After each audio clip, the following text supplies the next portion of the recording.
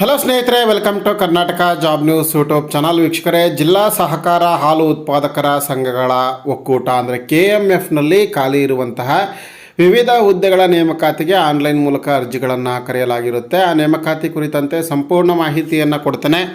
ವಿಡಿಯೋವನ್ನು ಕೊನೆವರೆಗೂ ಕೂಡ ವೀಕ್ಷಣೆ ಮಾಡಿ. ವಿಡಿಯೋ ಸ್ಟಾರ್ಟ್ ಮಾಡೋದಕ್ಕಿಂತ ಮುಂಚೆ ಇದೇ ಮೊದಲ ಬಾರಿಗೆ ನೀವು ನಮ್ಮ ಚಾನಲ್ ನೋಡ್ತಾ ಇದ್ದರೆ ಸಬ್ಸ್ಕ್ರೈಬ್ ಮಾಡ್ಕೊಳ್ಳಿ ಮತ್ತು ಬೆಲ್ ಐಕಾನ್ ಕೂಡ ಕ್ಲಿಕ್ ಮಾಡಿ.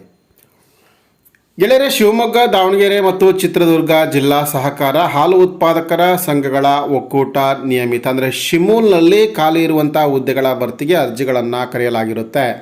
ಇದು ತಿದ್ದುಪಡಿ ನೇಮಕಾತಿ ಪ್ರಕಟಣೆಯಾಗಿದ್ದು, ಈ ಮುಂಚೆಯೂ ಕೂಡ ಅಂದರೆ 2023 ಜನವರಿ ತಿಂಗಳಲ್ಲಿ ಒಟ್ಟು 194 ಹುದ್ದೆಗಳಿಗೆ ಅರ್ಜಿಗಳನ್ನು ಕರೆಯಲಾಗಿತ್ತು. ಆ ನೇಮಕಾತಿಗೆ ಸಂಬಂಧಪಟ್ಟಂತೆ ಈಗ ಮತ್ತೊಮ್ಮೆ ಪ್ರಕಟಣೆ ಆಗಿದೆ. ಕೆಲವು ಹುದ್ದೆಗಳಿಗೆ ಮಾತ್ರ ಹೊಸದಾಗಿ ಅರ್ಜಿಗಳನ್ನು ಆಹ್ವಾನಿಸಲಾಗಿರುತ್ತೆ. ಗೆಳೆಯರೆ, ನೀವು ಈ ಮುಂಚೆ ಇದಕ್ಕೆ ಅರ್ಜಿಯನ್ನು ಸಲ್ಲಿಸಿದರೆ ಮತ್ತೊಮ್ಮೆ ಅರ್ಜಿ ಸಲ್ಲಿಸುವಂಥ ಅವಶ್ಯಕತೆ ಇಲ್ಲ. ಒಂದು ವೇಳೆ ಆಗ ಅರ್ಜಿ ಸಲ್ಲಿಸಿಲ್ಲ ಅಂತಂದರೆ ಈ ಬಾರಿ ಅರ್ಜಿಯನ್ನು ಸಲ್ಲಿಸಲಿಕ್ಕೆ ಅವಕಾಶವನ್ನು ಕಲ್ಪಿಸಿ ಕೊಡಲಾಗಿದೆ, ಕೆಲವು ಹುದ್ದೆಗಳಿಗೆ ಮಾತ್ರ. ಅದರಲ್ಲಿ ಸೀರಿಯಲ್ ನಂಬರ್ 3ಯಲ್ಲಿದ್ದಂಥ ಸಹಾಯಕ ವ್ಯವಸ್ಥಾಪಕರು ಅಂದರೆ F&F ಹುದ್ದೆಗಳ ವೇತನಕ್ಕೆ ನೇಮಕಾತಿಗೆ ಸಂಬಂಧಪಟ್ಟಂತೆ 3 ಹುದ್ದೆಗಳು ಇದೆ. ಇದರ ವೇತನ ಶ್ರೇಣಿ ಬಂದುಬಿಟ್ಟು 83,700 ರೂಪಾಯಿಂದ 1,55,200 ರೂಪಾಯಿ ಇರುತ್ತೆ. ಇದಕ್ಕೆ ಕ್ವಾಲಿಫಿಕೇಷನ್ ಬಂದುಬಿಟ್ಟು BSc ಇನ್ ಅಗ್ರಿ ಕ್ವಾಲಿಫಿಕೇಷನ್ ಆಗಿರಬೇಕಾಗತ್ತೆ. ಹಾಗೆ ವಿಸ್ತರಣಾಧಿಕಾರಿ ದರ್ಜೆ 3 ಒಟ್ಟು 5 ಹುದ್ದೆಗಳನ್ನು ತೋರಿಸಲಾಗಿದೆ. ಇದು ಸೀರಿಯಲ್ ನಂಬರ್ 13ರಲ್ಲಿ ಇದ್ದಂತಹ ಹುದ್ದೆ. ಇದರ ಒಂದು ವೇತನ ಶ್ರೇಣಿ ಬಂದುಬಿಟ್ಟು 54,175ರಿಂದ 99,400 ರೂಪಾಯಿ ಇರುತ್ತೆ.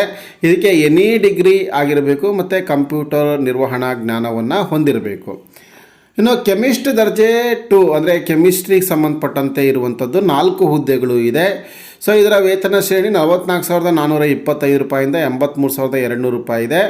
ಇದಕ್ಕೆ ಯಾವುದೇ ಮಾನ್ಯತೆ ಪಡೆದ ವಿಶ್ವವಿದ್ಯಾಲಯದಿಂದ ಕೆಮಿಸ್ಟ್ರಿ ವಿಭಾಗದಲ್ಲಿ BSc ಪದವಿಯನ್ನು ಓದಿರಬೇಕು ಮತ್ತು ಕಂಪ್ಯೂಟರ್ ನಾಲೆಜ್ ಇರಬೇಕಾಗತ್ತೆ.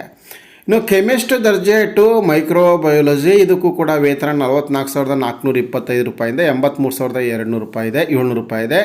2 ಹುದ್ದೆಗಳು ಇದೆ. ಇದಕ್ಕೆ BSc ಡಿಗ್ರಿ ಇನ್ ಮೈಕ್ರೋಬಯಾಲಜಿ ಆಗಿರಬೇಕು. ಅಂದರೆ ಮೈಕ್ರೋಬಯಾಲಜಿಯನ್ನು ಒಂದು ವಿಷಯವನ್ನಾಗಿ ತೆಗೆದುಕೊಂಡು BSc ಪದವಿಯನ್ನು ಮಾಡಿರಬೇಕಾಗತ್ತೆ. ಕಿರಿಯ ಸಿಸ್ಟಮ್ ಆಪರೇಟರ್ ಅಂತೇಳಿ 3 ಹುದ್ದೆಗಳನ್ನು ತೋರಿಸಲಾಗಿದೆ. ಇದಕ್ಕೆ ವೇತನ ಶ್ರೇಣಿ 44,425ರಿಂದ 83,700 ರೂಪಾಯಿ ಇದೆ. ಇದಕ್ಕೆ ಏನು ಕ್ವಾಲಿಫಿಕೇಷನ್ ಬೇಕು ಅಂತಂದರೆ 1 ವರ್ಷದ diploma in computer application course ಆಗಿರಬೇಕು ಮತ್ತು ಎನಿ ಡಿಗ್ರಿ ಆಗಿರಬೇಕಾಗತ್ತೆ. ಕಿರಿಯ ತಾಂತ್ರಿಕರು ಎಲೆಕ್ಟ್ರಿಕಲ್ ವಿಭಾಗದಲ್ಲಿ 5 ಹುದ್ದೆಗಳನ್ನು ತೋರಿಸಲಾಗಿರುತ್ತೆ. 34,100 ರೂಪಾಯಿಂದ 67,600 ರೂಪಾಯಿ ಇದೆ. ಇದಕ್ಕೆ 10ನೇ ತರಗತಿ ಮುಗಿಸಿರಬೇಕು.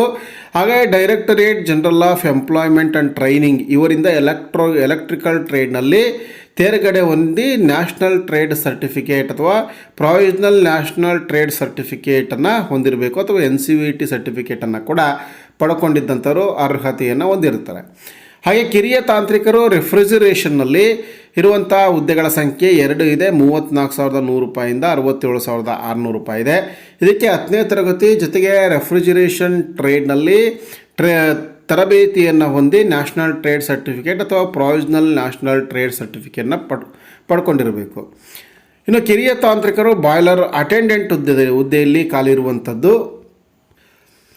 ಇದಕ್ಕೆ 34,100 ರೂಪಾಯಿಂದ 67,600 ರೂಪಾಯಿ ಇದೆ. 3 ಹುದ್ದೆಗಳಿದೆ. ಇದಕ್ಕೆ 10ನೇ ತರಗತಿ ಮುಗಿಸಿರಬೇಕು. ಹಾಗೆ ಬಾಯ್ಲರ್ ಮತ್ತು ಕಾರ್ಖಾನೆ ಇವರಿಂದ ಬಾಯ್ಲರ್ ಅಟೆಂಡೆಂಟ್ ದರ್ಜೆ 2 ಅಥವಾ ದರ್ಜೆ 1ರ ಪ್ರಮಾಣ ಪತ್ರವನ್ನು ಪಡ್ಕೊಂಡಿರಬೇಕು ಅಥವಾ ಈಕ್ವಲೆಂಟ್ ಕ್ವಾಲಿಫಿಕೇಷನ್ ಆಗಿರಬೇಕಾಗತ್ತೆ.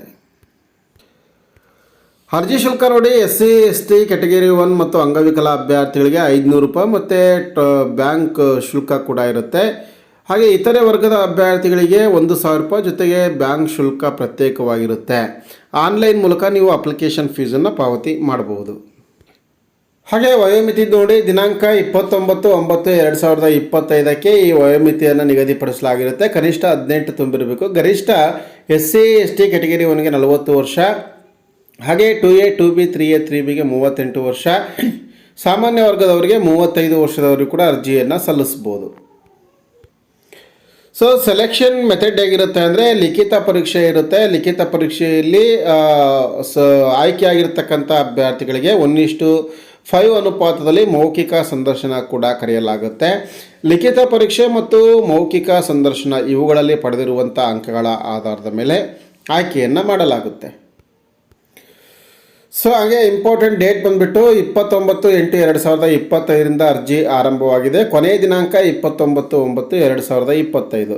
ಸ್ನೇಹಿತರೆ, ಆನ್ಲೈನ್ ಮೂಲಕ ಅರ್ಜಿಯನ್ನು ಸಲ್ಲಿಸಬೇಕಾಗುತ್ತೆ. ಆಸಕ್ತ ಅಭ್ಯರ್ಥಿಗಳು ಕೂಡಲೇ ಅರ್ಜಿಯನ್ನು ಸಲ್ಲಿಸಿ.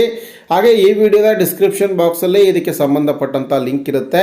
ಸೊ ಆ ಲಿಂಕ್ ಮೇಲೆ ಕ್ಲಿಕ್ ಮಾಡುವ ಮೂಲಕ ಅಫಿಷಿಯಲ್ ಆಗಿ ನೀವು ಅರ್ಜಿಯನ್ನು ಸಲ್ಲಿಸ್ಬೋದು. ಇದಿಷ್ಟು ಗೆಳೆಯರೆ KMFನಲ್ಲಿ ಖಾಲಿ ಇರುವಂಥ ವಿವಿಧ ಹುದ್ದೆಗಳ ಭರ್ತಿ ಕುರಿತಾಗಿರುವಂಥ ಮಾಹಿತಿ. ಈ ಮಾಹಿತಿ ನಿಮಗೆ ಉಪಯುಕ್ತವಾಗುತ್ತೆ ಅಂತ ಭಾವಿಸ್ತೇನೆ. ವಿಡಿಯೋವನ್ನು ಶೇರ್ ಮಾಡಿ, ಲೈಕ್ ಮಾಡಿ. ಇದೇ ರೀತಿಯ ಮತ್ತೊಂದು ಹೊಸ ಉದ್ಯೋಗ ಮಾಹಿತಿಯೊಂದಿಗೆ ಮುಂದಿನ ವಿಡಿಯೋದಲ್ಲಿ ಸಿಗ್ತೀನಿ. ಅಲ್ಲಿವರೆಗೂ ನಮಸ್ಕಾರ.